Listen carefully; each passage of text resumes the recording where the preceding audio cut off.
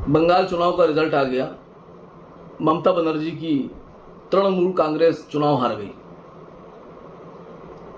अब मैं वीडियो इसलिए बना रहा हूं कि जब ममता बनर्जी चुनाव हार गई तो बहुत ज़्यादा नहीं, कुछ लोगों ने यह कहकर मेरी मुखालफत की कि बहुत बड़े दूरदर्शी बन रहे थे आप, चुनाव देखिए हारी ममता, देखिए बीजेपी आ गई और बड़े खुश। तो मैं उन लोगों के लिए वीडियो लेकर आया हूं कि मैंने चुनाव के रिजल्ट के 4 दिन पहले एक इंटरव्यू में ये बात कही थी। जब मुझसे पूछा गया कि बंगाल में क्या रहेगा तो मैंने कहा ममता बनर्जी, क्योंकि किसी भी कीमत पर मैं ना ये सोच सकता हूं और ना मैं कह सकता था कि बीजेपी।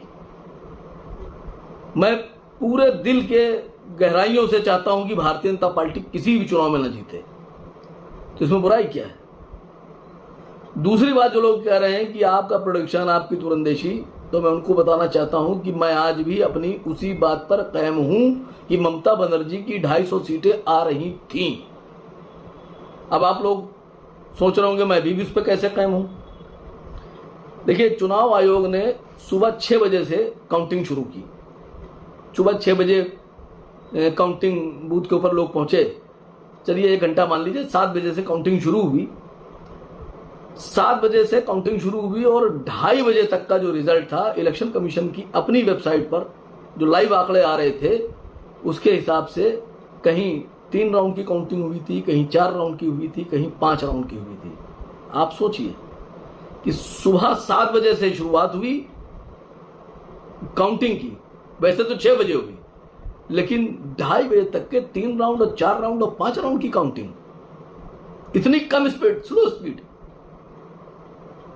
और उसके बाद में जब शिकायतें आई और लोग अपने बूथ पर पहुंचे तो शिकायतें ये आने लगी कि टीएमसी के एजेंट्स को बाहर निकाला जा रहा है, खदेड़ा जा रहा है लाठियों के बल पर मारकर।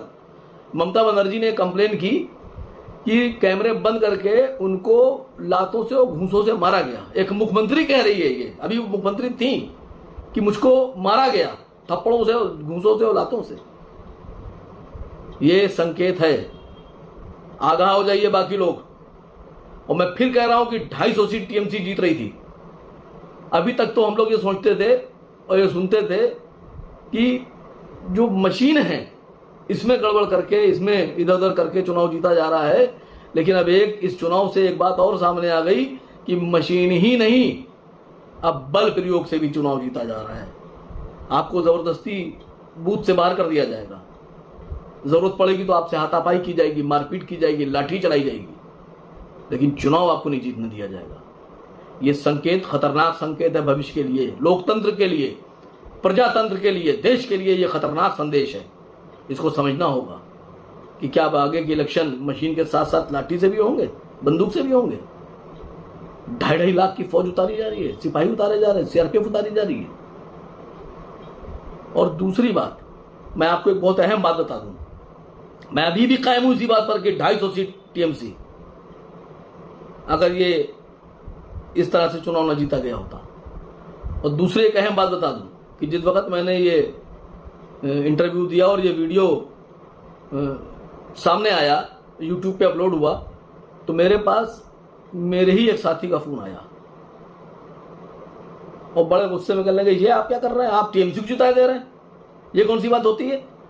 तो मैंने कहा, अच्छा टीएमसी को ना जिताऊं तो किसको जिताऊं, बीजेपी को जिता दूं, किसको जिताऊं।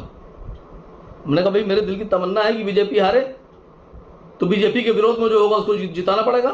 तो हमने कहा, आप काहे इतने दुखी हो रहे हैं, आपके हिसाब से क्या बीजेपी को जीतना चाहिए। तो कह के उन्होंने फोन काट दिया।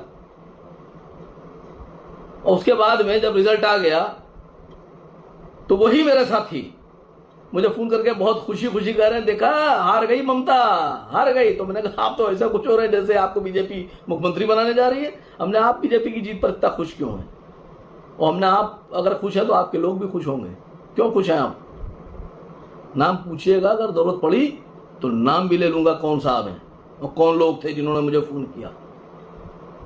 और उसी मानसिकता के कुछ लोग सोशल मीडिया पे लिख रहे हैं कि आसिफ वकार बहुत बड़े दूरदर्शी बनते थे, दूरदर्शिता धड़ाम नहीं।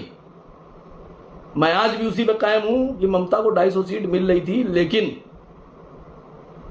जबरदस्ती, जोर जबरदस्ती से चुनाव जीता गया है। हम लोग सुनते थे जब रामपुर में चुनाव हुआ था तो ये खबरें आई थी कि रामपुर में किसी को वोट डालने नहीं दिया गया, रोका गया, पहरे लगाए गए, तो उसको हम लोगों ने हवा में ले लिया था, हल्के में ले लिया था। ये हल्के में लेने वाली बात नहीं है, अब इसको बहुत भारी में लेना होगा। तीसरी बात, हुमायूं कबीर जैसा आदमी जिसको उसकी कॉन्स्टिट्यूंसी में, दोनों कॉन्स्टिट्यूंसी में पब्लिक गालियां बक रही थी, दलाल और भड़वा कह रही थी, उसके पीछे दौड़ रही थी, लोग उसके साथ हाथापाई करने पे आमादा थे, लोग उस पर हमले कर रहे थे, उसकी कॉन्स्टिट्यूंसी के लोग, और उसके बाद 50,000 वोट से जीत गया। अंदाजा लगाइए, लोग उसकी कॉन्स्टिट्यूंसी कह रहे, जीता कैसे, इसको तो वोट ही नहीं दिया हमने। आप लोग सोचिए कितनी बड़ी बात है जो मैं कहने जा रहा हूं। और ये बात अभी चुनाव उत्तर प्रदेश में आ रहे हैं, अखिलेश जी को भी समझना होगी, राहुल जी को भी समझना होगी, और मैं उन तमाम लोगों से कह रहा हूं कि अगर ममता हार गई तो बीजेपी के जीतने पर तुम लोग इतने खुश क्यों हो? क्यों खुश हो बताओ मुझे। मैं तो आज भी दावे से कह रहा हूं, सीना ठोक के कह रहा हूं कि मैं बीजेपी को जीता हुआ नहीं देख सकता था, ना देखना चाहता था, इसलिए मैंने टीएमसी के लिए ऐलान किया। और मैं आज भी अपने प्रेडिक्शन पर कायम हूं कि अगर सच्चाई से काउंटिंग हो जाती तो 250 सीट। लेकिन तुम लोग बताओ कि जो तुम लोग सवाल खड़े कर रहे हो मुझ पर कि तुम भारतीय जनता पार्टी के साथ क्यों हो, उसकी जीत के साथ क्यों हो, और टीएमसी को हराना क्यों चाहते थे, ये सवाल मैं छोड़ के जा रहा हूं और इस सवाल का जवाब देश मांगेगा।